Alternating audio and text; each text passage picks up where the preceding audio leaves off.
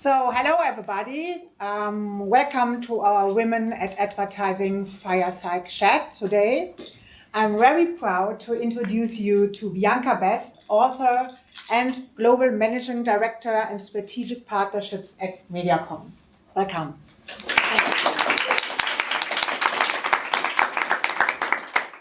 Bianca is an award-winning advertising agency executive, entrepreneur, and mother of 4 children. Is this correct? Yes. Wow. 4, very blessed. And a living example of balance. She began her career in journalism and moved into advertising before starting her own technology business from home while looking after your young children. Recently, she has embraced to a global leadership role in the world's largest media agency, running an emerging technology division.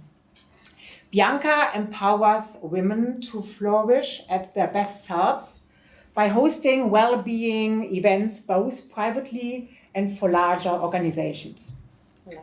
Through keynotes at global conferences such as Women in Silicon Valley, through individual coaching and be offering inspiring insights and effective female-oriented life hacks on, for example, biancabest.com and Bianca's own Women to Women Skillshare, yourlifehack.com. Today, Bianca will be guiding us on how to maximize impact without burnout and will present her new book. We have it here, Flourish. It's a great pleasure for me to welcome you today to our Women Advertising Fireside Chat. And I would say the stage is yours. Thank you. Thank you so much. Thank you. It's an absolute pleasure to be here. And apologies that I'm not delivering this in German. Now, I want to start by asking if any of you have ever had this question bubble up inside you. Why is life so hard? Have you been sitting at the end of a meeting silently feeling frustrated that you can't actually influence the outcome that you want? Have you been in the supermarket on your Saturday, on your downtime, knowing that you've got a to-do list that is vast and your kids are hanging off you and you are exhausted? Have you ever had that reflective moment of this is so much tougher than I anticipated? Well, I certainly have, Yes. yeah, and you're all nodding.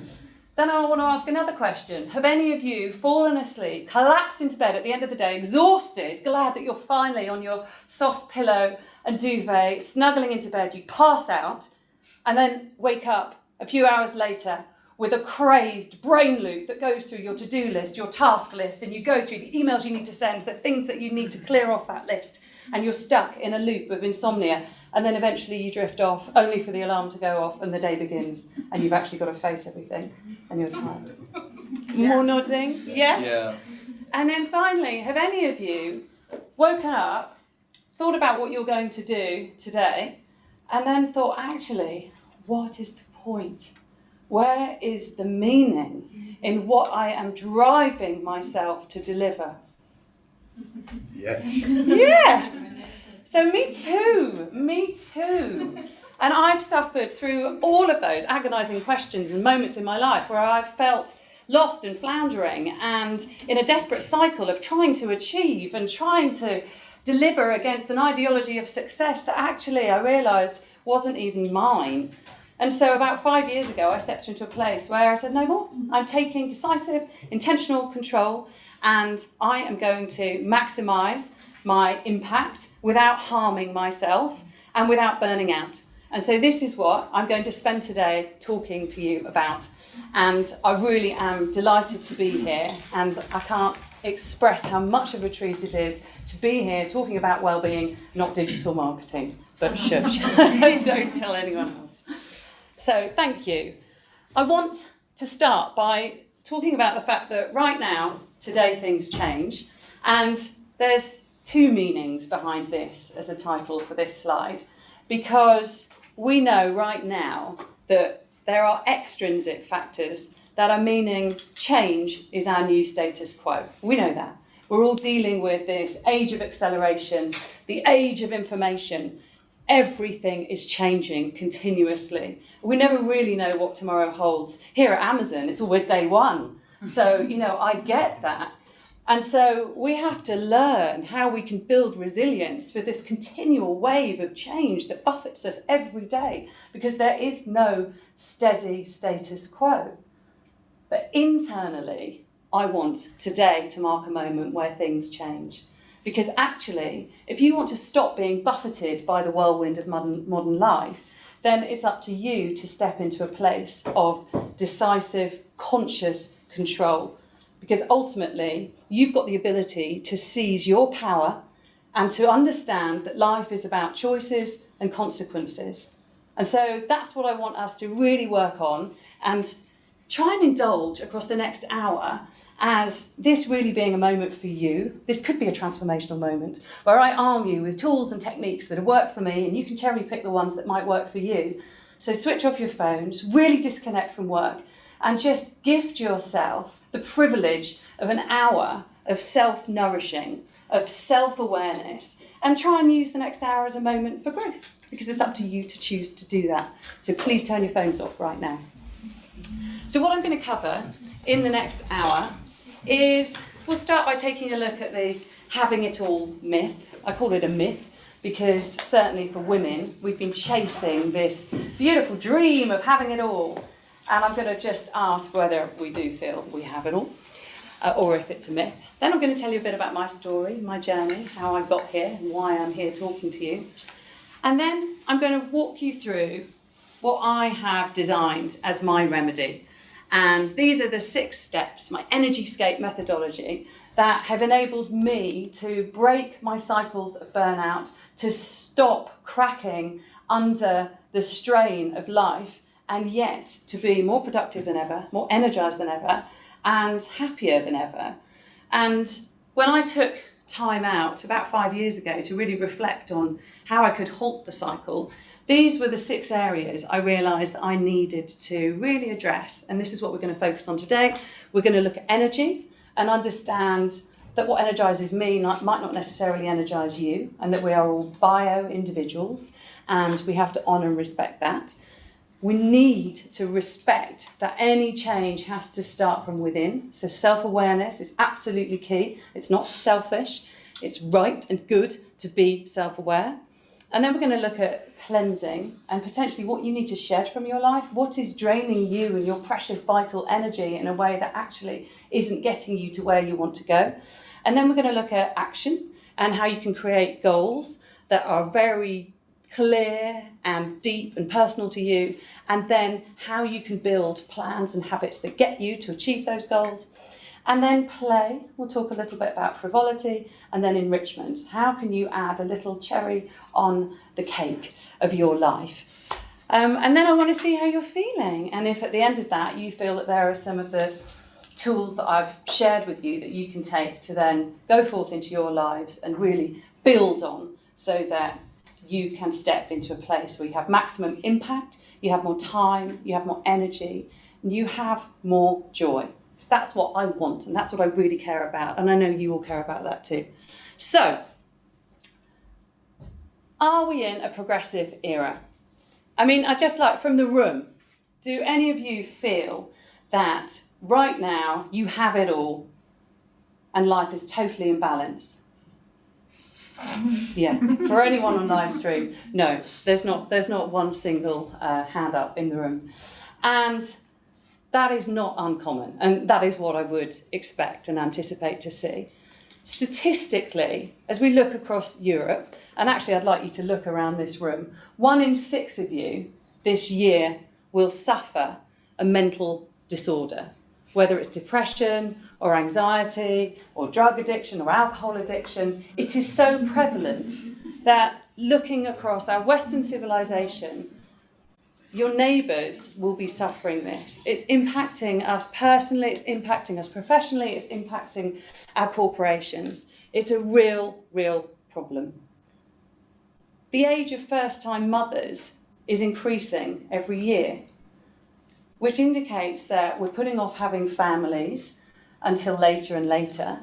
Or in some cases, I'm coaching women who have really deep beliefs that actually it's an either-or decision. You either can have a family or you can have a career, but you can't have both.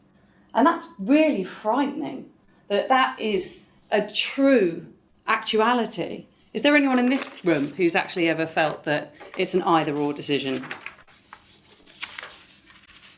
Yeah. And it's interesting that what actually informs that will be beliefs. It'll be personal beliefs that are impacting that. More children than ever are being raised by grandparents or non-family carers. So even those of us who do have children and then go into the workplace, we're actually riddled with guilt. And 90% of working mothers cite guilt as a prevalent emotion. So even when you're in the workplace and you're trying to have it all and you're trying to juggle, you've actually got the emotional strain and burden of guilt. And that is an actuality. And the impact of guilt as a stress on our systems is really quite chronic. And then we all know millennials have been identified as having the highest levels of stress of any generation ever gone before. So is this progress? I don't know. And I'm sure you'll agree that actually it's not healthy. So well-being for us personally, emotionally, there's a burden. But thinking about our corporate realms, there's an impact cost-wise on corporate productivity. So in terms of lost productivity through mental health disorders, through depression and all of those items that I listed earlier, the World Health Organization estimates that there's a global economy cost of over $1 trillion. So us not being in balance is really impacting the global economy. And 75 to 90% of healthcare costs in any Western market are apparently avoidable, because if we get the balance right, where well-being is front and centre, then those costs avoid. They're preventable. And yet instead, we're just burning out, and then leaning on our healthcare systems and incurring costs. And then low engagement in employers who really herald presenteeism over flexible working and limitless holidays or managed generous holidays. There's a real cost there of $1,500 billion a year versus $150 billion. So actually managing and inviting absenteeism in a structured way helps the well-being agenda. So there's a real significant cost to us and to our organisations. And I was really happy that back in June this year, the World Health Organization classified burnout as a global epidemic. I say I'm happy. I'm not tap dancing with joy. What I mean is the fact that it's being recognised that it really is having significant global impact. And so now there's a lot of press and a lot of coverage over what are we going to do to address this. And it's brilliant that organisations like Amazon are actually stepping into ways of how can we empower and arm our workforce with the knowledge that enables you to find balance, because it has never, ever been more important.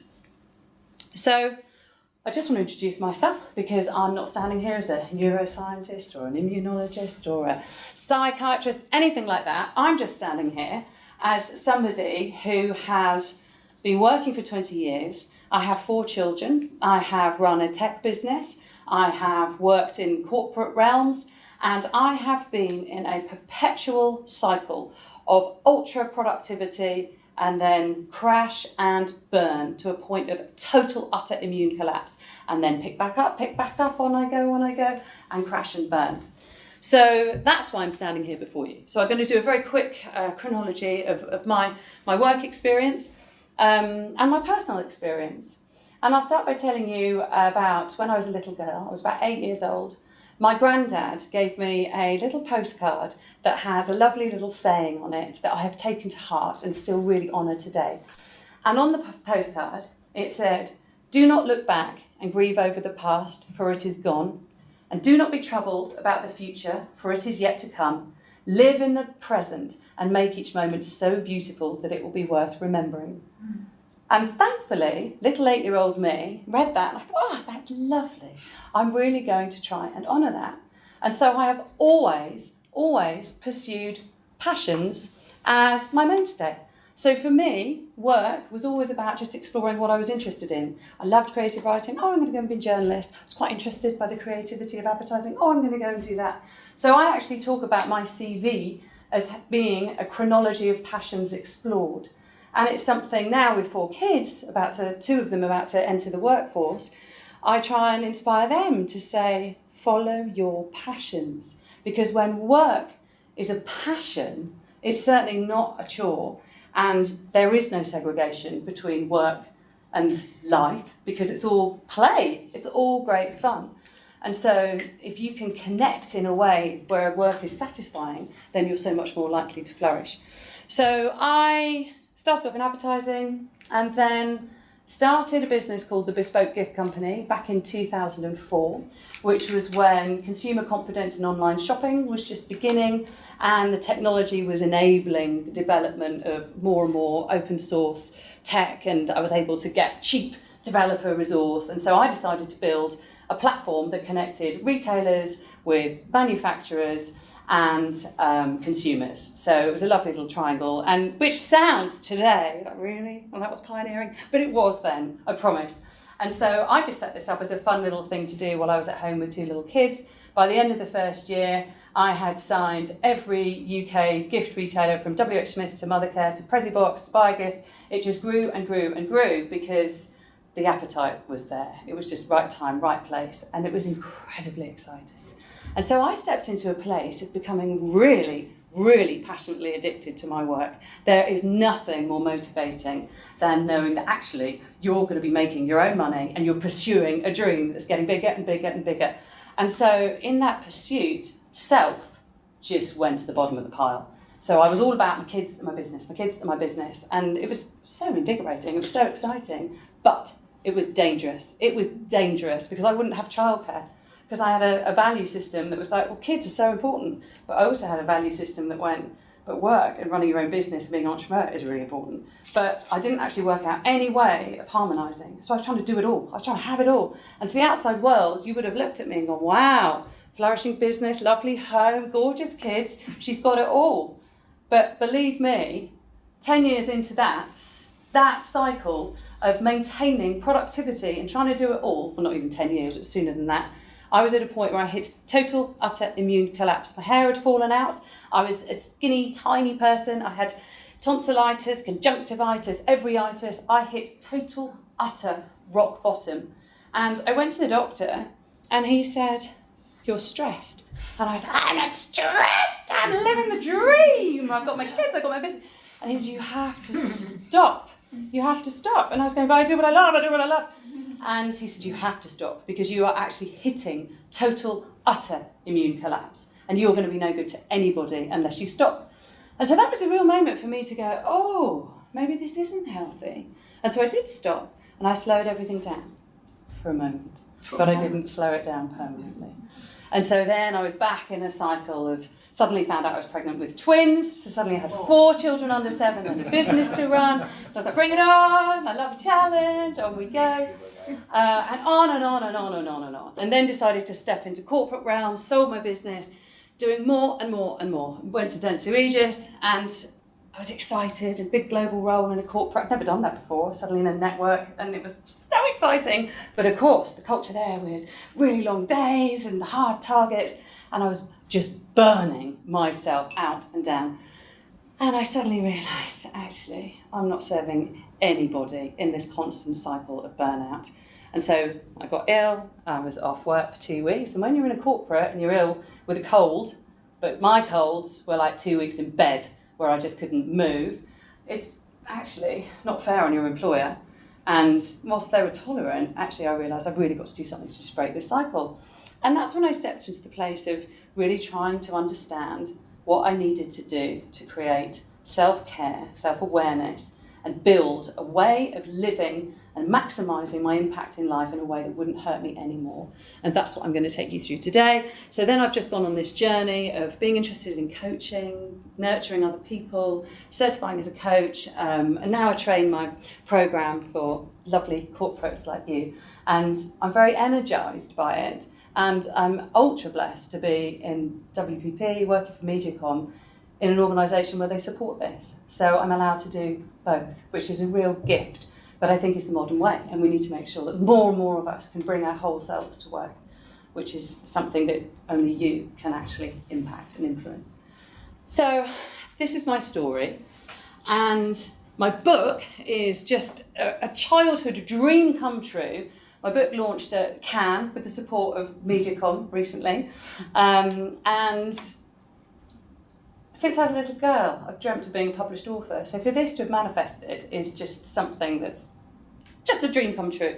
You've all got a copy, and I'd love you to read it, feedback, let me know what you honestly think about it, because I hope that it will help you. It's a detailed story. It's more detailed than what I'm going to deliver today, but ultimately it's helping you step into a place where you redefine success on your terms, because we have to abolish the ideology of success that certainly I was chasing for probably 15 years of my working life, which was around wealth and status and output. And actually, you need to do your inner work to really identify what success personally means to you, because only once you've defined that can you then unleash more time, energy, impact and happiness. So when I host my retreats, it's quite interesting because I always ask, what is it that you want to get? Why are you coming to listen to me? And what is it that you want to get? And generally it's always this question around balance, because I want to have it all and keep happy. It's about identifying priorities. There are so many areas that people just feel life overwhelm. Yes, the work task list, but yes, the home task list. The children's, I don't know, any of you with kids, I don't know if it's big in Germany, but my WhatsApp group for 4 different schools, I just, honestly, the thought of going on WhatsApp frightens me because it's just too intense. So we've got pressures from every single direction. What I want to do is make sure that by the end of this hour that you feel empowered, you feel that you've got clarity on goals that matter to you, and you might not be able to do all this here. It might be that you, over the weekend you go and think about this, but I want you to get to a place where you've redefined success, you have some clear guides on how to achieve happiness, you know and understand and respect how important it is to be fully present, and that you take control and become very directional and intentional and just reach a state of consciousness, which sounds a bit spiritual and weird, but it's not. It's just about being very aware. And it actually, if you want to call it spiritual, you can, because I quite like a bit of spirituality too.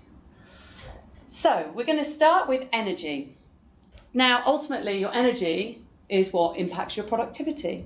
And you'll all know that when you're in a state of balance, then life flows smoothly. But when you're in a yo-yo cycle, like the one that I just described, that is really unhealthy.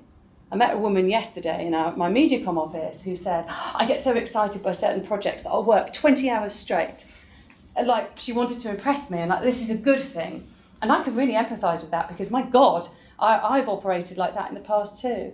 And I said, well, that's great. Not. Because what happens at the end of the 20 hours? What happens? And she said her crash is so intense, it's so low, that's quite often when illness comes into her body and she's then redundant and useless because she can't do anything to her children or to her employers. So understanding and respecting your own energy flow is so, so important, and we neglect it. We neglect it so much in today's era of this unrealistic pursuit of an ideology of success that's harmful. So it's defined as the strength and vitality required for sustained physical or mental activity. So you would think that naturally we're all programmed with the energy that we need, but actually there's only 1 in 7 of us that actually wake up feeling refreshed more than once per week.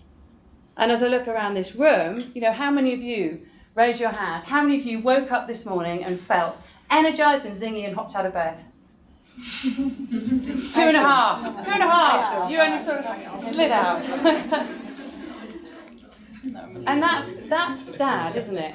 Because we're meant to be in this beautiful technological era where there's automation and there's immediacy and life should be easier. And yet we're all absolutely exhausted. And 45% of us wake up feeling tired despite 8 hours sleep 3 times a week. So even when we do get sleep, there's this cumulative lethargy and exhaustion that really is the plight of our modern day times. So these are some synonyms for energy, for the sorts of things that we're all chasing. Now, I'm always known as really energetic, and my husband almost made me feel like I had some genetic mutation, that there's something wrong with me that makes me really energised, because I won't drink coffee and I really minimise caffeine, and where do I get this energy from? But actually, it's back to that postcard I told you about. It's back to me chasing things that invigorate me and energise me. I try and surround myself with people who energise me by doing the things that energise me. So I'm very consciously always in the state of energetic flow. So you need to think about where you're applying your energy and what's energising you in your life. And we're going to do a little exercise in a minute. But we have to respect that there is bio-individuality at play. So when I sit down and talk to my mum about my job, I'm like, oh my God, it's so amazing, and I run this emerging technology division, and oh my God, we have drones and autonomous vehicles, and I see her eyes glaze over and she starts to just drift off, and then I think she's properly exhausted. I exhaust her talking about that. And yet, if you start talking to me about drones, then I'll start getting up and more energised. So we're all very different, and we have to respect that. So you might be able to drink a coffee and it doesn't impact you. I drink a coffee and I start shaking and gurning, and it's just not healthy. So we're all different. So just because your best friend does something, it doesn't mean you should too. So have the courage to just make sure you respect your own individuality. I believe the energy compromise starts when we're at school, in childhood. We start chasing this meritocratic pursuit of medals, of awards. We start pushing ourselves, and some of us who are parents might notice that we do this with our children, where it's all around you might be tired at the end of the day, but go and do a school club, go and do swimming, swim every day. One of my friends, her child swims 8 days a week. How can you fit? She has 8 lessons a week. 8 lessons a week. Yeah, but that's it. She does 2 lessons on a Sunday, in the morning and the afternoon. 8 lessons a week. And yes, she's achieved national status now and she's a great champion, but really, is that actually healthy? And you're seeing children today lean on energy drinks and fake energy, and it's really sad. So we start squashing our intuitive checking in on our natural energy rhythms from school onwards. So it's no wonder by the time we get to work and by the time we're adults, we're actually all out of kilter. And so we start looking for artificial stimulants to keep us going, because actually we think, well, that's the only way to do it. We don't actually just sleep more or just relax more. We just keep pushing because that's what's been ingrained in us from society, from the institutions that raised us from the beginning. Now, alphas, this slide normally says alpha females, but in respect to the brave 5 men in the room, alphas, I'm sure most of you will identify with the alpha terminology, that being the person that gets shit done, that makes sure that life is rocking in every area. Because this is actually a problem, because we might want to be in charge and ticking everything off our to-do lists, but quite often when we're in the alpha state, we are actually compromising ourselves. We're not actually respecting our own values, we're not respecting our own energy rhythms, that we are in an overproductive state, and that is dangerous. So you need to look at how your alphadom is manifesting. And we're going to work through now 6 areas that I've identified for me have helped me get my energy in check. So sleep. Is it fitful or restorative? How does your sleep go? Diet, what are you eating? Are you actually nourishing yourself? Is there fake energy that you're relying on too much? Do you actually build relaxation in that's healthy? I really struggle with this. I still really struggle with it. And is there extreme productivity, that frenetic behaviour I talked about? And is there emotional stress in your life? So sleep. This is something that has suddenly raised up the agenda, the awareness agenda, thanks to fantastic leaders like Arianna Huffington. Has anyone read her book, Sleep? Brilliant. Good. And so do you revere sleep? I mean, it depends. It depends. So, because I was born in I grew up in the 80s, I'm telling you when I was born. Grew up in the 80s where it was work hard, play hard, sleep is for babies. That was it. It was just this whole kind of give, and it was cool to go out clubbing till late at night, but be in the office really early and just make sure that you still delivered, and that was meant to be really cool. And certainly when I had baby twins, I really learned that I could be really effective on no sleep. But when I took that into the corporate realms, and believe me, I was a nutter. I did things where I would go to bed, set my alarm for 2 a.m, work from 2 till 4 a.m, to then get sleep in and then get up at 6 and go to the office because I had to fit the work in. And there physically weren't enough hours in the day, and sleep was really annoying. It was interrupting my schedule. Now that was so harmful. And you cannot behave like that because you need sleep to rejuvenate and bring that energetic realm back up to where it should be. So there's an experiment that you can do, which I recommend that you do, where for 14 consecutive nights, you go to bed at least 8.5 hours before your alarm is set to go off. You minimise caffeine, alcohol, I would say just obliterate, don't have it. Do this for 14 consecutive days and see what time you naturally wake up. Because at the end of that experiment, you will see what your natural optimal quota of sleep is. So for me, it's 7 hours and 20 minutes. That's it. Now, I would never have said that years ago. I'd have been like, I'm like Margaret Thatcher, 4 hours. That's it. Not like her in any other way. But actually, I need more. My body needs more. And I know that if I have 7 hours and 20 minutes, then I'm going to have a great day. I'm going to have better connections, I'm going to do better work, and I'm going to be able to focus better. Any less, I'm a little bit cranky and just things feel like more of an effort. So do that experiment. Get yourself into a place where you understand what you need, and then make sure that you have it. And don't think you can do the cumulative, I'll sleep in all day Saturday, because it doesn't work like that. You have to maintain an equilibrium across the week. So try and honour that and get as much sleep as you need. Make your bedroom a total haven. I like to sleep on a cloud. Just do that. Make your bedroom a haven. Beware of the blue light. So we all know how dangerous screens are. The way they are dangerous is because the blue light inhibits melatonin production, and you need melatonin for your hormone levels to enable you to have deep restorative sleep. So just be really belligerent with yourself. Put the phone outside your bedroom door. Just really try to think about embracing quality sleep, because it's a really easy thing to do. Have an aromatherapy bath, have a nice lavender bath. And this is an interesting one, no food after 8 p.m.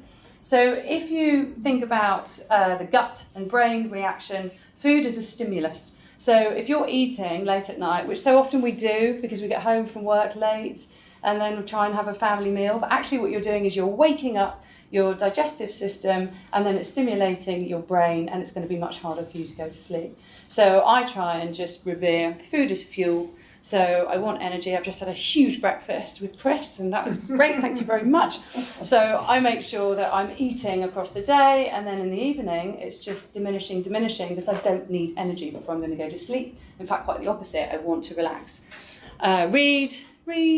Read. Yeah, read. Don't just go on your social media. Enjoy silence and spiritual reflection. It's something that we need to consciously build into our lives because there's stimulus everywhere. So think about how you can invite silence into your world. So diet, again, this is all very individual. What works for me might not work for you. But I did an experiment 2 summers ago where for 6 months I cut out alcohol, caffeine, wheat, sugar, gluten. And I embraced it as a fun, exciting experiment. The upshot was I started to feel lighter and lighter, more energised, and I started to have clarity of thought that honestly made the world look like it was in vibrant technicolor. I felt like I had a kind of spiritual epiphany. I felt so much better. Work became easier, relationships became better. And it was as though I just shed, and I had physically shed toxins, but I felt so much better. So I try and eat a diet now where I never have refined white sugar, and you need to be mindful of where you'll find refined white sugar. So a tin of Heinz tomato soup, the second ingredient is sugar. So it's just sugar, sugar, sugar hidden in so many foods. So if you're worried about feeling cognitive burden as well as a sort of sludgy physical realm, then just first tip would be eliminate sugar, sugary foods, and just find a nutrient-dense diet that does nourish you. Just work it out. I saw an acupuncturist on Saturday because I thought I'd just start trying acupuncture, and she said, you need to eat more warm, cooked foods because I just live on salads. And she said, you just need more warm, roasted winter vegetables and sweet potatoes. And as she started talking about it, I felt myself nearly crying, the sort of sweet nourishment of lovely food. So try and get quite intuitive with what you feel will nourish you. Respect the healthy gut, healthy body, healthy mind. Understand that you need good bacteria, but whenever you're drinking alcohol or actually caffeine or lots of dairy, you can be stripping the good bacteria from your microbiome. And when that is healthy and flourishing, then your brain is going to be flourishing. And there's a brilliant book I read recently called Brain Grain. And I'm going to give you a big bibliography at the end. But he talks about how you can enhance your cognitive function by eliminating grains. So it's definitely something that I've been dabbling in and feeling a lot better since I've done it. But I recommend you experiment. Experiment with what makes you feel and think better. Always drink lots of water. I have a rule, water or champagne, that's it. And trust your intuition. Intuitive eating is something that we all know we should, but we don't. But if you go, set yourself an exercise, next time you're just grazing at home, as you go and approach the fridge, just stand there and breathe and just really think about what your body wants, because I bet it will be an apple, not a chocolate digestive or whatever your favourite cake is. So just start to tune in to your intuition. Now, fake energy, this is something that bugs me so much because I have a teenage son that just lives on Coca-Cola and it's his fuel. But I also know that when I come into meeting rooms, I don't know if it's the same here, but quite often the meetings that I walk into are just filled with Coke, caffeine, and yes, there's water, but we're just in this era where it's acceptable to drink energy drinks and to just pump ourselves with caffeine the whole time. So I want you to think about when you're using fake energy. So when are you actually disrespecting your natural intuitive cycle? When you get a cold and you wake up and you feel a bit sludgy, do you think, oh, I'm going to spend the day at home, have some lemon and ginger tea and make some homemade soup? Or do you take Lemsip or whatever the pharmaceutical equivalent is here, where it's caffeine, it's paracetamol, and it peps you up? Do you have a coffee? Do you get to the office? Do you still do your exercise class? Do you just keep going and going and going and push yourself? Or do you actually honour the fact that you're tired and ill? On a Friday night after work, do you go home and put your pyjamas on and read a book? Or do you find some energy and go out clubbing that sees you out till dawn? Do you push on through alcohol in that instance, or recreational drugs? You know, when are we pushing boundaries with fake energy? Think about what would happen to you across a normal working day if you didn't use artificial stimulants, if when you had your 3 o'clock slump and you just gave into it, what would happen? Would you fall asleep at your desk? We're going to do an exercise in a minute where you do appraise things like this. Relaxation. So how do you build relaxation into your life that honours you and really does help rejuvenate you? The people, the things, the places, the habits, the situations. Build it in consciously, because all too often life happens and suddenly all weekend is just gone in a social whirlwind of seeing people fulfilling obligations, looking after the children, doing domesticity, but no actual relaxation. So become conscious of how you build relaxation into your life and revere it. Plan it in weekly, monthly, annually. And then extreme productivity. This was one of the biggest lessons for me, identifying whether you're in flow, delivering against your objectives, or if you're in a frenetic state of overproduction. Because overdoing and overthinking are classic traits of alpha males and alpha females. So understand when actually you're doing too much and get feedback. My mum's the one that always goes to me, Bianca, you're out of kilter. So just become aware of that. And then emotional stress. We have it coming at us from every single angle. What do you do to acknowledge it, to recognise that you're in a place of stress, and how do you deal with it? So for me, when I'm feeling very, very overwhelmed, I journal. That just helps ground and centre me. Or I listen to Eckhart Tolle's The Power of Now, and I have it on Audible. Thank you, dear Amazon. And I just listen to it because he narrates it, and he's got a very soothing, hypnotic voice. And it's incredibly powerful about reminding you that anything that you're worrying about in the future is just an image. It's not real. Anything that you're dwelling on that was from the past, similarly, it's just a memory. That all that really matters is the present right now. And the minute you come back into the present and you breathe and you're calm, actually life feels more manageable. So what I want you to do is just spend, I'm going to say 3 minutes because we're short of time, to just think about your own energy scale. And thinking about those 6 different areas, I want you to contemplate which areas you actually feel are low and which areas are working and where you feel zingy and energized. Because the areas where you really are acknowledging that you're depleted are the areas that you need to start working on. So just spend 3 minutes just having a little think about this. If you've got pens and paper, which you haven't, and I told you to put your phones down, so do it mentally. Do it in your heads for 3 minutes. By the way, you have a question from the live stream. They asked, so Stephanie asked if you have cut out all the foods and the caffeine, alcohol at once, and how do you know what had an impact on your well-being? Like which one had an impact, I guess. Yeah, that's or all of them. Yeah, that's a great question. Who's that from? It's from Stephanie. Stephanie. Yeah, that was a really good question. Well, overall, I felt amazing. But then what I did is started reintroducing different aspects. I've never reintroduced sugar. Really don't have very many grains, gluten or wheat. But alcohol, I know, really does harm me. So I know I hit a real low after that. So I have to equate the value compromise of having fun and drinking alcohol and going out versus the slump that I'll have afterwards. So the question was, when I eliminated so many different toxic foods all at once, how did I know which were the ones that actually impacted me negatively most? Which is a good question. And actually, what I knew is I felt so good that as I slowly introduced other foods back in, I really didn't ever bring sugar back in. I really didn't eat wheat. I very rarely eat bread, actually. But I did consciously decide that I would have alcohol now and then, and that was my value compromise. So, like I say, it's all about experimentation yourselves and what makes you happy.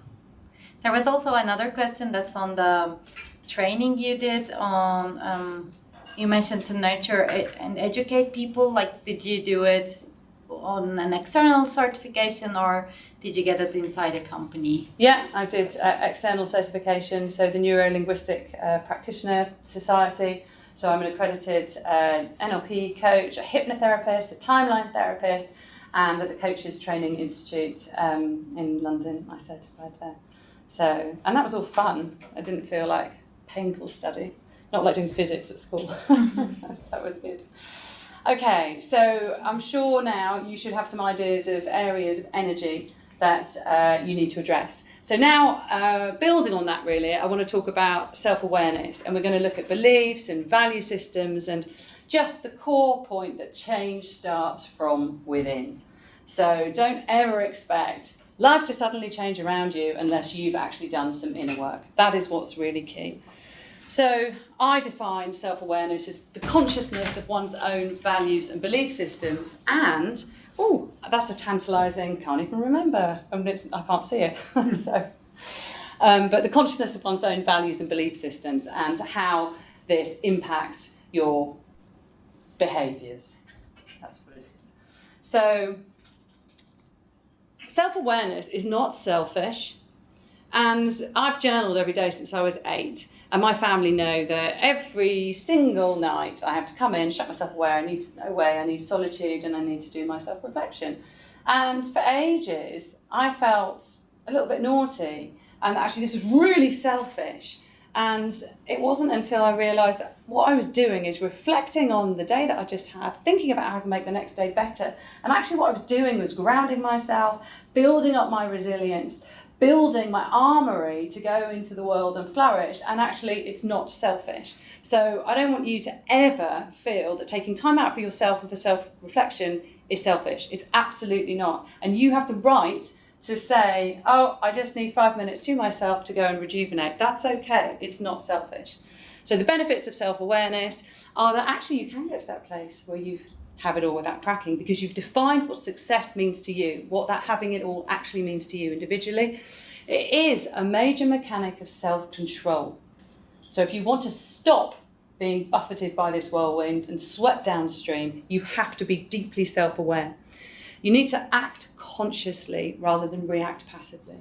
And so many people that I coach and help are actually saying, I just can't get any control. But through self-awareness, you can start to gain that control. It puts you in overall good psychological health. You become more positive, more optimistic, more productive.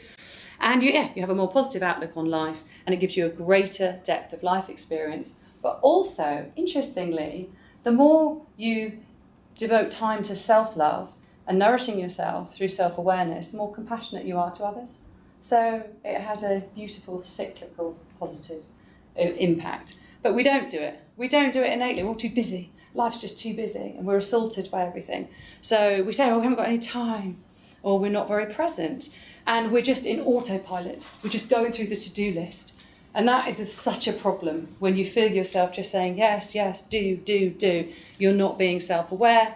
There'll be a cognitive bias towards just doing things that ideology of success or that destination that you thought was where you were going is what you need to do, but that might be someone else's destination.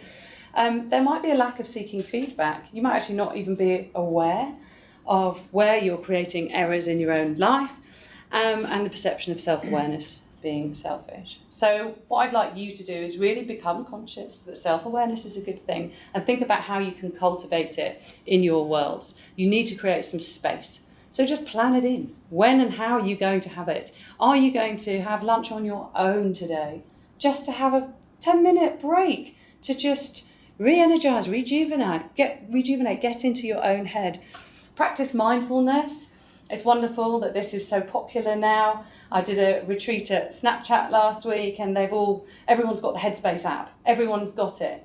And yet there was only one person in this group of 40 women that was using it. So even when it's gifted to people and everyone's being encouraged to step into balance, people aren't using it. So you've got all these tools available to you. Mindfulness is fabulous, especially if you're feeling emotional stress and overwhelm. And you can just have mindfulness when you're just in the shower in the morning. Just become very, very present of your breath and of the water droplets falling over you. So it can be mindfulness practiced in 3 minutes every single day. That's all it needs to be. But actually it changes your neurology and it changes your overall day. So easy. Keep a journal. I'm going to talk about that a bit later. And practice being a good listener. This is so important. Really, really try and hear what other people are telling you. It's so fascinating when you get other perspectives. And so often when you're in a dialogue with someone, you are just wanting to deliver your message, your influence. You're trying to assert your influence. But actually, if you stop and you really, really listen, life gets so much more interesting and fun because you build deeper, deeper connections. And so this exposes you to different perspectives. Right, we're going to do an exercise now that you really do need to enjoy. I want you to spend 5 minutes where you are going to project yourself forward 25 years. And you are going to eliminate any barriers around achieving a dream life. You are going to have, in 25 years, the dream. You're going to design now, paint a picture of a vision of your dream life. Who are you going to be with? Where are you going to be? What work is going to be stimulating you? What are you going to be doing? How does it feel? What do you want your life to comprise in 25 years? And there are no limits, no financial limits, no geographical limits. There are no limits. This is your total, utter fantasy, 25 years from now. So spend 5 minutes just really enjoying this, really indulge. Just have it as a solitary moment. Let rip. Get really creative. So, next, I want you to do the same exercise in 30 seconds that is around your next 3 months. So what is it that you want to have achieved 3 months from now? How are you going to feel? What will you have done? What does your task list look like? What are you going to have accomplished? Okay. So when I tell you that 3 months is 1% of 25 years, you need to look very closely at if there's any disconnect with what you're doing in the next 3 months with what that 25-year vision actually is. Because if you've got clarity of that long-term vision of where you want to be, how you want to feel, and what work you want to do, but then in the next 3 months, there's not one thing you're doing that gets you on that journey to that dream and that vision, then aren't you actually wasting your time? It's one life, it's one journey. So I really want this to be a stimulus that you just take with you to actually focus in on how are you going to start building moments into your life right now that get you to that vision. So I did this exercise 2 years ago, and I realised that in my 60s, I want to be spending time nurturing cultures with well-being and authenticity, and I want to be working with organisations like you guys to do this sort of stuff. But I realised that really I want to be writing, and I love presenting, this side of things. So I thought, well, but I was in a digital marketing agency being driven by objectives that were ROI for selling more burgers for Burger King to teenage boys. And I thought, well, there's a disconnect. This doesn't actually feel in any which way aligned with where I'm going. So I set up a website and I started blogging and I started coaching and I stepped into this place of nourishing people and my organisational culture. And now here I am 2 years later feeling that I'm really on a path of where I want to be in my 60s because I made that very conscious decision. So you've got your visions, you've got your dreams, step into them. And beliefs. If you believe you can or you can't, you're right. Now your beliefs are a guiding force that will lead you to make the decisions that shape your life. Your beliefs are the foundation of excellence. And your beliefs come from external influence, what you've been told by society, by parents, by schools, by your organisations, but also from your own experience. And we've all got very different beliefs. I'm sure you've learned this in different leadership training, but you can seize beliefs in a way where they're empowering or where they're constricting. So I might go for a walk in the woods and just find it wonderfully rejuvenating. It's beautiful and with nature and the leaves are gorgeous. My teenage son might go for a walk in the woods and say there's no Wi-Fi, it's shit, it's muddy, and he'll be in a hell zone. It's the same woods, but it's two different experiences. So it's your choice to seize beliefs in a way that are empowering or limiting. But ultimately, beliefs are always going to be driven by a pain or pleasure principle. Beliefs are leading you towards pain. I hate public speaking, it's going to be awful, I'm going to collapse and faint and do something stupid in front of people. Or pleasure. I know, I love it, and it's going to be really fun, and it's such a privilege. So if you take control of the beliefs that might actually be holding you back, then you can flip them into empowering beliefs by really loading them up with strengths, positivity, with the pleasure side, not the pain side. So an exercise you need to do over the weekend or tonight is think about, from that vision that you've just imagined, are there beliefs that are potentially holding you back from achieving that vision? Is there a sense of, oh, I can't actually write, or I can't present, or something that is stopping you from achieving that dream? Because once you become conscious of that belief, then you can try and flip it into something that's positive and empowering, and then you can step into a place where you can actually work towards those goals. Now, values are really key as well, and they're actually a motivating factor, but also the key to fulfillment. You'll never, ever, and categorically, you will never, ever feel life fulfillment unless all of your values are being respected at the same time. So you could be given a dream promotion, you can be given a promotion where suddenly you've got all the money in the world to achieve that dream house, that you got that status, you've got that, but actually it's compromising your value of family time. It's actually hurting your heart. So you're never going to be happy and fulfilled. So you've got to always be thinking about what values might you be compromising in your day-to-day work. And for me, I find I have to work in cultures and organisations where the value system of the organisation is reflective of my own value system. Because whenever I've had tension in the workplace, or I've felt real conflict between leadership and me, and there's frustration on both sides, and we're trying to work out what's wrong, actually it's always come down to value sets. So be really aware of the people that you're with and the different organisations that you work with and what their values are and what your values are. It's so important. And I want you to just remember that to unlock all of this, you need to become conscious. You need to spend time thinking about your values and thinking about your beliefs. Your comfort zone feels cosy, but nothing ever grows there. And I think stepping into a place of fear is actually a really good thing.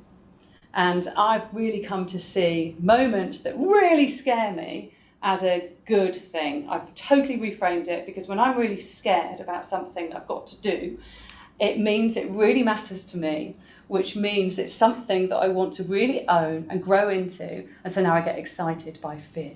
So look at your own physiological reactions to circumstances that you're in or people that intimidate you and think, why am I fearful? What does this mean? How can you learn and grow from that? So, cleanse, yeah. Just one question. Maybe shall we ask the room if we can accommodate like half an hour more, or because... Yeah, I'm sorry that I've overrun. I've got so excited by my content.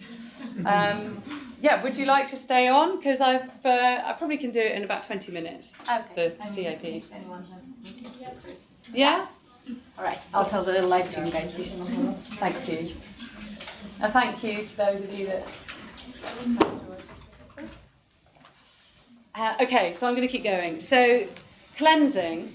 So, it's so important to clutter bust your life. Because to make room for these great new things to step into that vision that you've designed, you actually have to make space. I call it clutter busting. So you've got to shed what drains you. Scientists have discovered that decision making it's a depletable resource. We've got the ability to make 35,000 decisions a day, which we do. But by the end of the day, our ability to make good decisions diminishes. So we need to make sure that anything we're applying our brains to, however we're spending our time, what we're thinking about, what we're doing, actually we've got to make sure that it's optimal and it's getting us to where we want to be, that we're not being drained by doing stuff or being with people or working on things that actually aren't ultimately aligned with that vision. So 3 focus areas of toxic elimination, as I call it, that I'm going to go through now. So initially, media. We know, we are in the media industry, that we are assaulted by 5,000 to 7,000 different stimulus each day, from advertising, marketing, different messages that are just hitting us. And that's subliminal quite often. Never mind what we're consuming in terms of media, in terms of newspapers, in terms of watching news on the TV, in terms of all of the blogs that we receive, all of the updates, all the newsletters, and we're all trying to stay on top of different technology trends and keep in touch with what's going on in the world.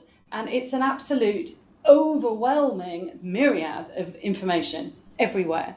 But we can be very, very selective on actually what media we're consuming. I used to always listen to BBC Radio 4 in the UK, great news programme in the morning. So every morning I'd put my makeup on, listening to the news.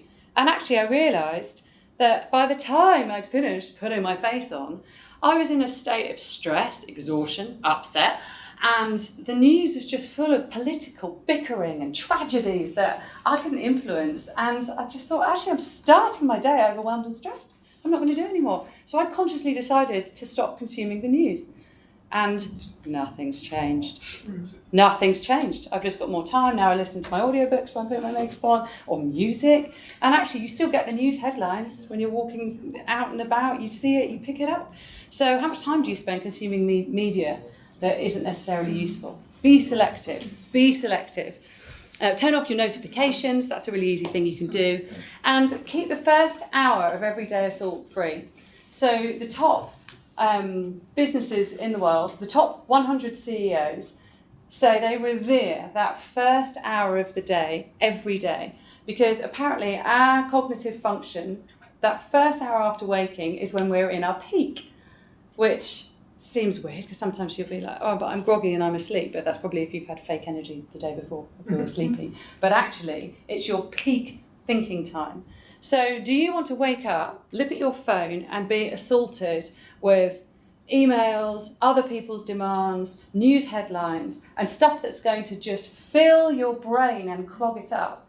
Or do you want to keep that first hour for you, for your thinking, to plan your day? Because that's what I recommend. That's what I do every day religiously. Yes, my alarm will go off with my phone, but I don't look at it. I don't look at it. I respect that first hour. So I will shower and I let the thoughts percolate. I've got this personal, real respect for the subconscious. We know that the subconscious comes up. So when you're in that dream state, actually your intuitive self is giving you messages or giving you indicators. As you first wake up and you're sort of joining the sleep state with the conscious state, quite often you'll have your best ideas because all the problems from the day before have percolated and that you might find that you've got solutions. So what I do is that first hour, I'm very, very tuned into what do I need to do today? How am I going to solve that problem? And I keep a notepad on my dressing table. So by the time I get out of the shower, I'll write down 3 to 5 things that I want to focus on today. And it empowers me with a sense of total, utter control because I've eliminated all the superfluous. No one has interfered with me I've not become passive or reactive because I haven't opened my inbox. I'm in control. And when I've got that list, I know these are the 3 things I'm going to achieve today because this is what matters to me. And then I can open the inbox and then I can decide, no, delete, delegate, or ignore. You can then decide. But I'm in control. So revere that first hour. And social media habits, are they actually making you feel great? Or are they actually harming you? And are you just going, I wish I had a body like that? Or are you addicted? My 15-year-old daughter is addicted to Instagram to the point where she asked for her birthday for butt implants. She wanted to be like Kim Kardashian. I was like, oh my God. So it's not necessarily good. Right, commitments. You ultimately manage your time. So it's up to you to think about what is your highest contribution to your organisation, to your friends, to your family, and to yourself. And how do you then apply yourself? So I'll get an invitation to bake cakes for the school PTA, and that is not my highest contribution to this world, to this life. I can go buy some cakes and take them, and I can do fundraising, but that's me baking cakes is not actually going to be a high contribution. So think about how you're applying your time and step into the empowerment of comfortably saying no. Because we get scared of saying no, but actually I have found once you start saying no and you get comfortable saying no, people respect you more. I had a CEO who said, right, I want to have our leadership board meetings on a Monday morning at 8 a.m. And I said, no. I have to do the school run on a Monday morning. I can't get into the office before 10 a.m. It really matters to me. It's really important. There are a couple of other parents on the board who I think would really respect this. Can we do it at 10 a.m? And he said yes. And it happened. And everybody was happy. And it all became a more positive culture. It became a moment of empowerment for me because I realised that actually saying no is all right. So try it. Obviously, don't be disrespectful. But just try it. And if you are going to say no to something, there is a way of delivering no in a way that's sensitive and empathic and logical. And people are generally receptive to no. So just step into that confident place of saying no. And then people. So you are the average of the 5 people you spend the majority of your time with. Really think about that. Are they dragging you down? Or are they bringing you up? Are they inspiring you to get to that vision? Are they in your vision? Or are they not? Who do you need to shed? And that sounds a bit brutal, but actually that you will have in your life. There will be people who just bring you down. I've got friends that just see me as the sort of party going, let's go out and let's get hammered still. And I don't want that anymore. I'm in a different life zone. So actually, I'd need to diplomatically say no, or maybe once a year. You know, just work out how you want to manage the people in your life. And there will always be people that zap you that have to stay in your life, whether it's a colleague or whether it's a mother-in-law, or there will be people. But just have a management plan of how you're going to deal with those relationships and minimise it. So just text your mother-in-law. Or if you've got a colleague that is actually bringing a bit of stress into your world, there's an interesting way of actually looking at why you feel in conflict with this particular person. And Marianne Williamson, who I don't know if you're familiar with, she is a brilliant speaker, and she's now trying to knock Trump off the American presidency quite slowly, but she's a really strong, brave woman. Anyway, she talks about a relationship can either be your resurrection or your crucifixion. And what she means is, if you're in conflict with someone, you can either be utterly brought down by that relationship. You can sit there and go, oh my God, he's awful, he's a pain, I can't stand it, he does this, he does that. You can be crippled and just crucified by the problem that that person represents. Or you can really look at, what do you need to learn about your reaction to that person? What is he or she there to actually teach you? Why are you irritated? Why is there conflict? What does it say about you? And how can you actually grow from that interaction? And I love that, because that's when you resurrect. And so suddenly conflict, through being self-aware, enables you to actually get to a place of growth. And then you don't have that problem anymore. And quite often then the relationship will improve because you've resurrected. So, action. How long have I got? Seconds. How long? 20 minutes more. Okay, great. Okay. So, actions speak louder than words. We know that. But what you have to take control of is the fact that the dream life is never going to land in your lap. Balance is never going to come to you suddenly, overnight. You have to live with intentionality and conscious control. Life is about choice and consequences. And the minute you understand that, then you can start very deliberately creating the life that you desire. Now, I'm sure you've read The Secret. Have you heard of The Secret? Is it baloney? It's all about just wish, wish, wish, and the universe will bring back the law of attraction. And there's something to be said for having clarity around where it is that you want to go, but it's never going to land in your lap, like I say. You have to actually create habits and behaviours that take you to that place that you want to go. Clarity of your vision. I mean, you don't need to do a paper vision board, but you could, or you can just go onto Pinterest. As you've designed your 25-year plan, where you want to go, that's your long-term dream. Thinking more short-term about what is it that you want to achieve by this time next year, in the next 12 months, what does that high-arching goal look like? Design a vision board, bring it to life, really colour in your vision. And I'm going to give you some steps now with how to get very specific around the goals that are going to help you step into this place of intentionality. So the first thing you need to do when designing goals is make them SMART. Do you use this model in your development plans? So you're super familiar with it. It's about being crystal clear on what that desired outcome is. But what I like to do are two other things that add dimensions to these goals. So yes, do all this, do the SMART goals, do this for your own personal goals. How many of you do this personally, or do you just do it for your professional development plans?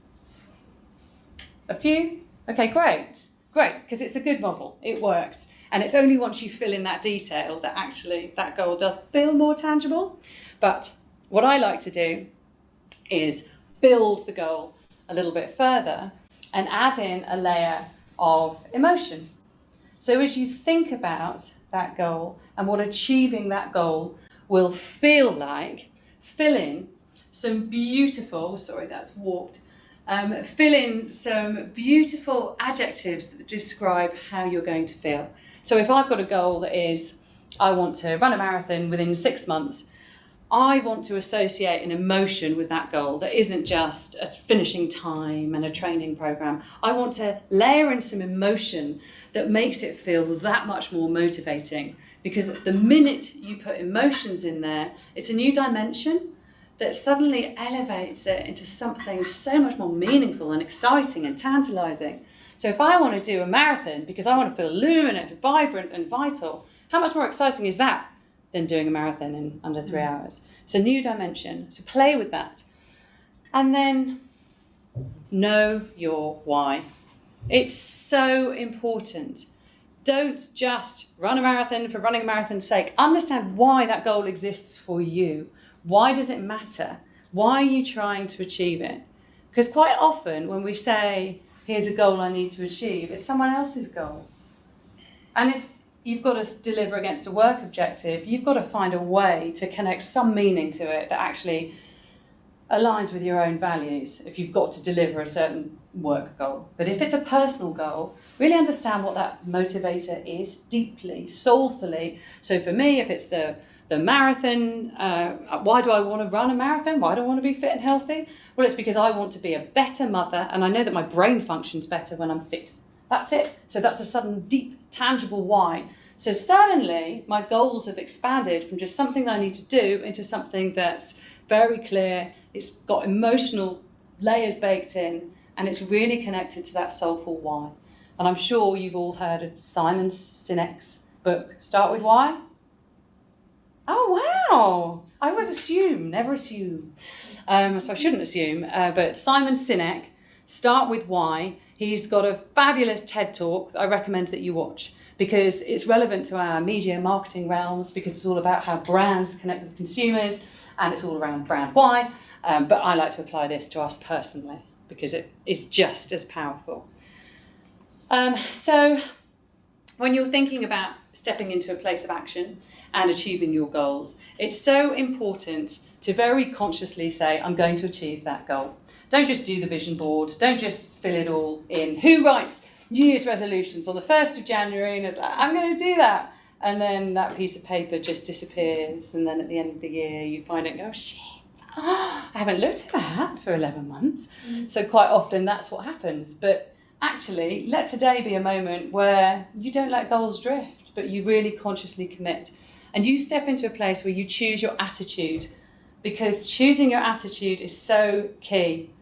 You have the power to say, actually, I can step into this and not be the victim. So don't play the victim. Don't just let life keep happening to you. Control the controllable, because it is your gift. And respect the power of your decisions. And this is something that's so important, because the energy that's released when you make a decision and you fully commit to it, it's incredibly invigorating. So when you make a decision to not eat chocolate digestives anymore, own that decision. Own that decision, because you've made it. You've consciously gone, I don't want chocolate digestives because they're harming me in a certain way. I choose not to eat them anymore. So every time that you slip and actually have one, what are you doing? You're not respecting your own decisions. And you've consciously said that you want to respect that decision. So do it. Step into that place of empowerment and don't make excuses. Don't make excuses. Live your vision daily. So this neuro-responsive association is fantastic. The science around neuroplasticity is brilliant. There's evidence that the more you do something, you step into that unconscious competence. But it means that you can achieve whatever it is that you actually want and desire through practice and repetition. Even when you're just imagining it, you can get to a point where your brain thinks that you're already delivering it. So if you've got a big presentation to do and you're nervous or you're worried, visualize yourself delivering it. Know what you're going to wear, how you're going to feel, how you're going to stand.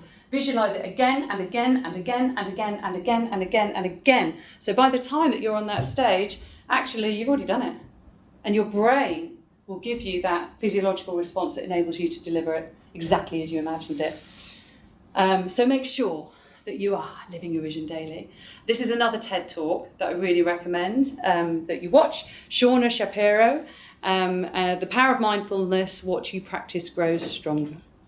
And that's a fundamental lesson that you can practice what you want to grow and just keep doing it more and more and more. And then it becomes easy and then it becomes fun. And the more you do what you love, funnily enough, the more you love what you do, funnily enough, suddenly you start to do more of what you love. But habits are key to achieving your goals. So any high performer will always say it's down to their habits that they've been able to achieve goals. So you need to be very clear and intentional around how you're going to modify your behaviours and start inviting new habits or shedding bad habits into your life in a way that you can achieve your goals. How do we form habits? Has anyone read Charles Duhigg's The Power of Habit? Okay, a couple of you. Have you found that it's been useful for you in modifying your own behaviour? Yeah? Good, because it's very logical and it's fascinating when you start to understand the cycle, the habit formation loop.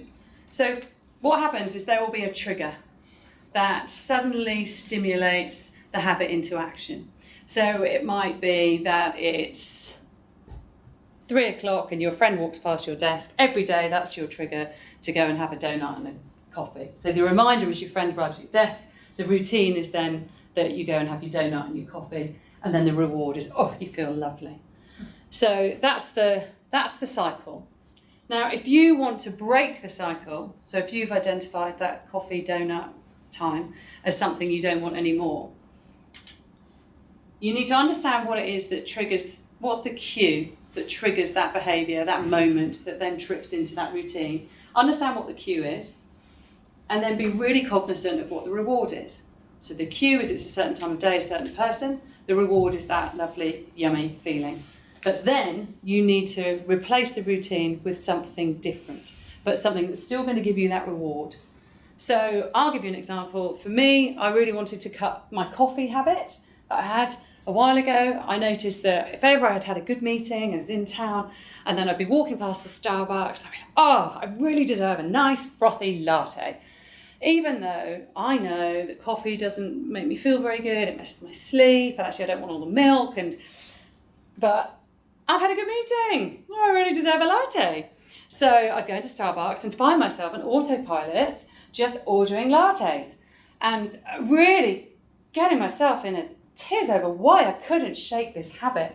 And I started blogging about, I'm going to give up coffee, but I just couldn't do it. I really couldn't do it until I read this book. And what I realised is that the cue for me was I'd done some good work, I'm out in London and I'm feeling like, that was great, I deserve a reward. My routine was I'd go into Starbucks and I'd get a latte. The reward was I'd be all just comforted with this lovely treat of calories and energy and just, I'm so modern and grown up and whatever.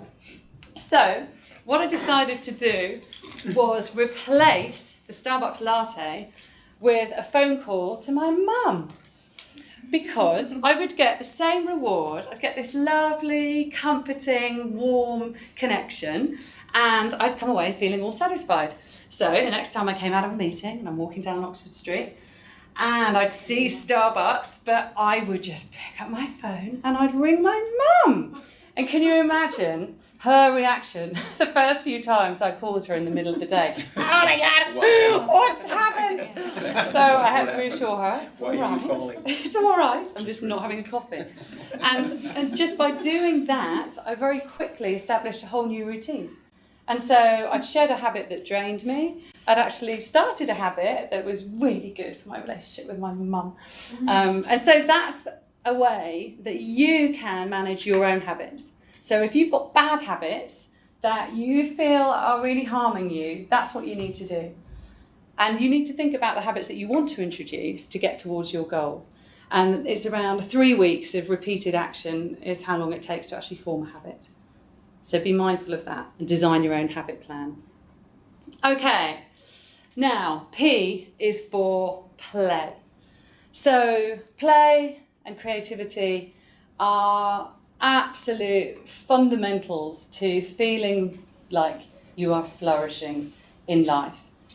And sadly, what happens quite often at school is we start getting compartmentalised into the academics and the creatives.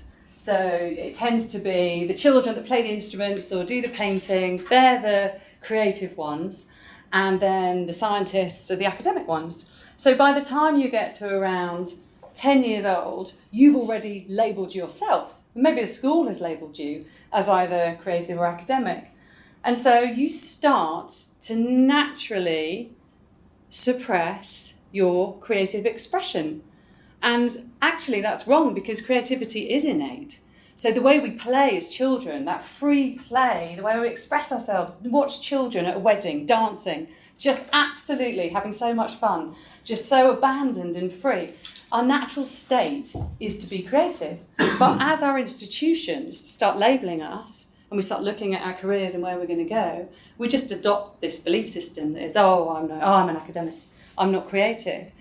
And the impact is actually what happens from the age of around 9 or 10 upwards is there's a direct correlation with diminishing self-esteem as we diminish our creative output. So anxiety and self-harm and depression and all of those negative mental states that we wouldn't ever wish upon children, and so, definitely not ever children. But what happens is they become prevalent as children diminish their creative expression.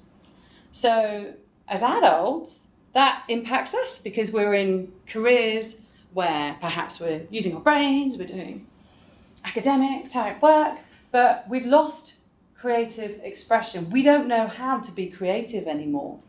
And a lot of our relaxation time is filled with other people and doing and being and not actually being creative. So there are very few of us that actually have hobbies that are creative, very few of us that even have hobbies. I'd be interested to know, how many of you actually do consciously have a hobby that isn't sport or learning? How many of you actually do make time for just creative fun? Very, very few people today. But it is therapeutic, and it's known to eradicate depression just through creative play. So I would like you to think about how you could invite creativity into your own worlds. So think about your leisure and pleasure. Is it all around drinking or exercise or the children? How do you invite creativity into your world today as a grown-up? Because you were naturally, as a child, you were joyful, you were playful. And if you go back to who you were as an 8-year-old child, filled with that joy, that curiosity, that's your soul. That's the soul level you. That person still exists. And when I host my retreats, I do an exercise where I invite everyone to bring a photo of themselves age 8. And you can do this exercise at home where you just gaze at yourself, look at you, 8-year-old you, where you were full of carefree abandon, and you did play because you didn't suppress anything. It was all instinctive and intuitive. Look at that person who you were then, and all of those feelings, those joys, those passions, the things that excited you and made you happy then are probably still the same things that would make you happy now. But you've got to work out how you can bring that back into your life. And though it won't necessarily be climbing trees or collecting shells, but whatever, think about how you can build creativity into your world today and how you can have healthy downtime that isn't just about getting drunk and escapism, becoming present and becoming creative. And I watched my daughter actually in her bedroom, and she was organising all her nail varnishes and her lipsticks. And I could see she was in this just lovely, focused, beautiful state of flow. And that was a creative outlet for her, just organising the colours of the rainbow, nail varnishes. So it could be as simple as clearing cupboards, could be a form of creativity, or chopping carrots or sprinkling herbs into your soup. There are ways that you can invite creativity into your life, but consciously do it and make it a mainstay. It's so important.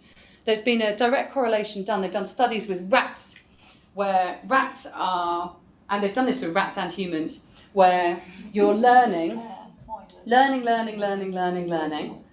then there's a set that are learning and then play, and then go back to learning, play, and then they look at the retention.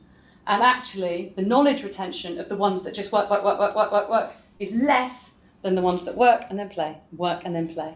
which is really interesting. So that's a real business case for why you need to build healthy play and creativity into your life. So, I mean, I have fun thinking about what to wear every day. That's my creativity. And makeup, jewellery, it's fun. So just think what you could do.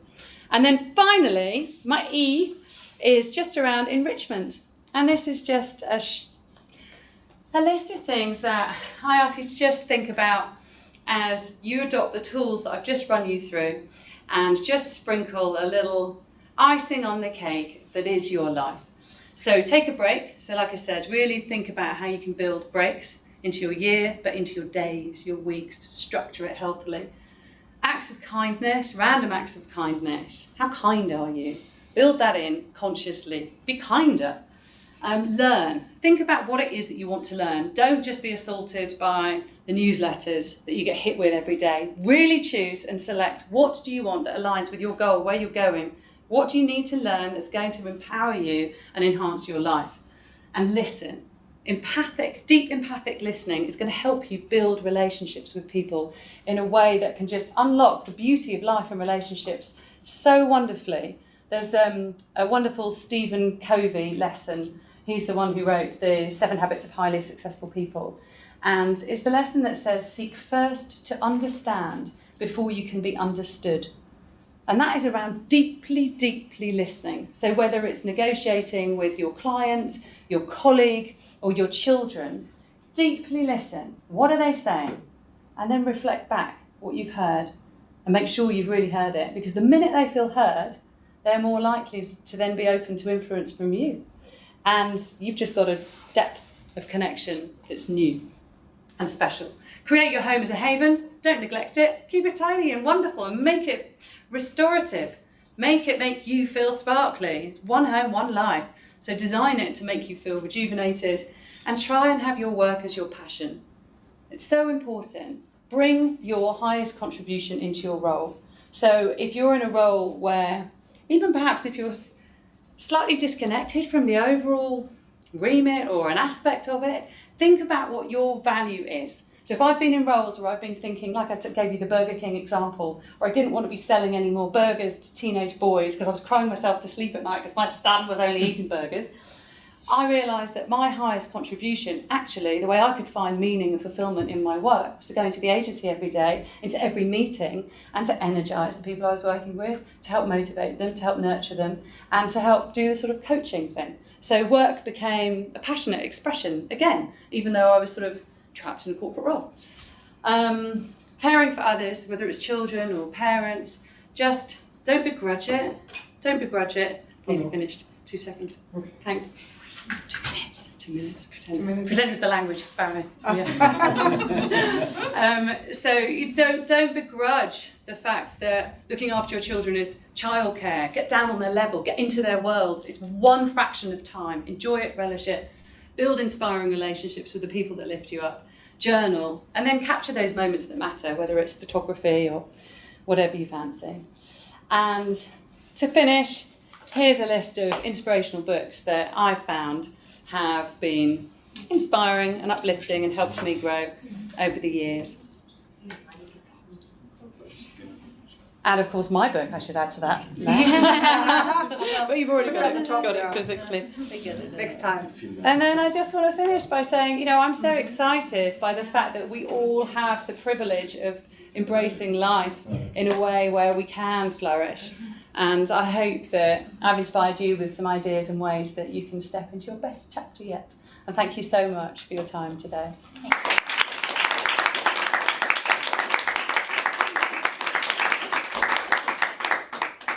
Sorry that I overran.